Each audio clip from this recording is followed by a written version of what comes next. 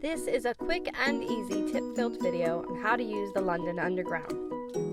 If you want to get really into all the options of the best tickets, check out our blog post here on which Oyster card to buy.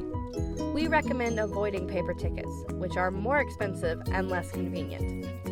Oyster cards can be used on the Tube, DLR, Overground, and buses. Once you have your Oyster card and you've watched this video for our upcoming tips, you'll be ready to hop on the Tube. First, know where you are going. There are 6 zones in London. The further you go, the more you pay, but most visitors are going to stay within zones 1 and 2. Depending on if and what type of travel card you purchased, you'll have to pay extra to go to further zones. Now, the easiest way to know where you're going is to have a Tube map. Don't worry that it might make you look like a tourist. Even lifelong Londoners consult a map now and then. There are many phone apps if you want to do it stealthily. Each line has its own color and its own name. For example, the Jubilee line is silver and the Bakerloo line is brown. On the Tube map, you'll see that some stations have a white circle. That means you can transfer to another line at that station. If you're concerned about tackling the Tube on your own, take our all-in-one London tour, where the guide will help you navigate the Underground on the tour.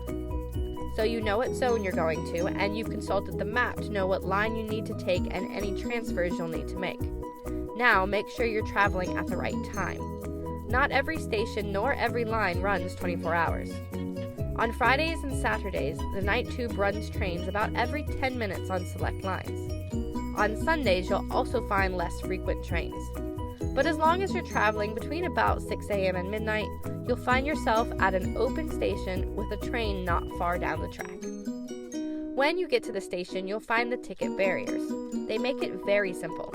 A green arrow at the gate means you can enter those, and a red X means you cannot.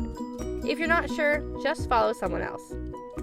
If you got the Oyster card, you'll just have to tap it on top of the circle. There's no need to enter it or swipe it anywhere. Insider tip: you don't have to wait for the gates to close for the person in front of you for you to touch your card. Rush hour travelers will appreciate you going through without hesitation. You'll have to touch out to exit as well. Whether you're coming or going, be ready and don't block the people behind you. Once you're in, you'll need to figure out which way you're going. At stations with multiple lines, look up for signs that will lead you to the area of the station serviced by that line. When you're there, or if you're at a station with only one line, you'll need to know which direction you're going. Generally, a train will be traveling north-southbound or east-westbound, and it will have the final stop listed as its destination.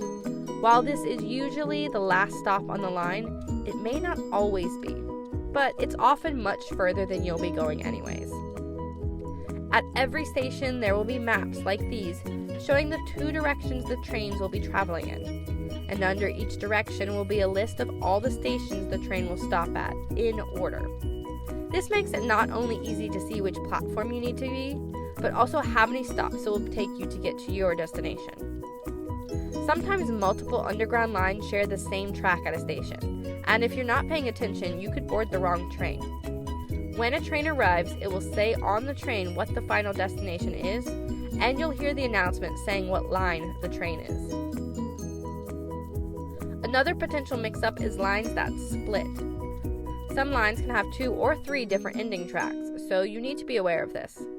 For example, suppose you plan on boarding a District Line, green, train at South Kensington Station, with a final destination, Wimbledon. You'll be taking a westbound train. However, you can see from the map there are 2 additional tracks with different ending points, Richmond and Ealing Broadway, all a part of the District Line heading westbound. As you can probably tell, you could end up missing the first tennis match. But as long as you know the train line and the direction you need, it really isn't that hard to find the right train.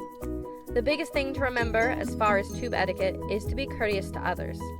Move down the platform when you get there so you aren't standing right in front of the entrance to the platform. Don't block the doors when people get off the train. Move down the carriage when you board and stand up for those who need it. If you've taken subways in other cities, a few things to note about the London Tube. The doors open automatically. You don't need to press the button. And they will beep before they close. But don't try to run and get in before the door closes. If they close on you, they might not reopen like in other cities, and even if they do, you'll delay the entire train. Once you get a hang of the tube, it's a quick and easy way to get around town. All of our tours start and end near public transportation. When you book, we'll tell you the closest tube station to the tour start, and at the end of the tour, we'll help you find the closest station. If you want more tips about getting around London, check out the details in our blog post here.